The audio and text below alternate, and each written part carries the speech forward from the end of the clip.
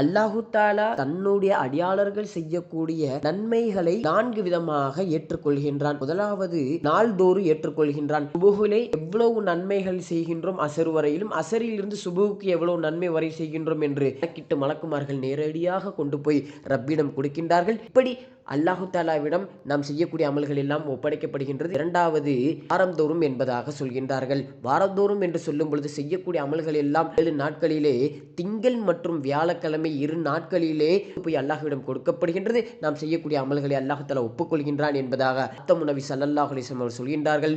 மூன்றாவது, ஆண்டுதோறுமாக இருக்கும். அந்த ஆண்டுதோறும் என்று சொல்லும் பொழுது ஷாபானுடைய மாதத்தில் தான் நாம் செய்யக்கூடிய அமல்களை எல்லாம் நேரடியாக கொண்டு போய் பட்டியலிடப்பட்டு ஏடுகளாக ரப்பிடம் கொடுக்கப்படுகின்றது என்பதாக சொல்கின்றார்கள். ஈஸியாக நம் இந்த உலகத்திற்கு பின்பாக என்று சொல்கின்றார்கள். உலகத்திற்கு பின்பு என்று சொன்னால் செய்யக்கூடிய அமல்களை எல்லாம் ஒட்டுமொத்தமாக சேர்த்து வைத்து கடைசியாக நம் மரணத்திற்கு பின்பாக அந்த அமல்கள் கொண்டு போய் ரப்பிடம் கொடுக்கப்படும். அப்பொழுது அல்லாஹ் தஆலா ஏற்றுக்கொள்ளக்கூடியவனாக இருக்கின்றான் என்பதாக இதய வேந்தர் பெருமானார் ஸல்லல்லாஹு அலைஹி வஸல்லம் அவர்கள் சொல்கின்றார்கள். நாம் செய்யக்கூடிய அமல்களை அல்லாஹ் தஆலா கண்டிப்பாக ஏற்றுக்கொள்வான். அந்த ஏற்றுக்கொள்ள வேண்டும் என்ற நோக்கத்தோடு அவனிடம் மீண்டும் மீண்டும் கேட்டுக்கொண்டு நாம் நல்ல அமல்களை அதிகரிக்கக்கூடியவர்களாகவும் நல்ல அமல்களை செய்யக்கூடிய நசீபை வல்ல ரஹ்மான் தௌஃபீக் செய்வானாக.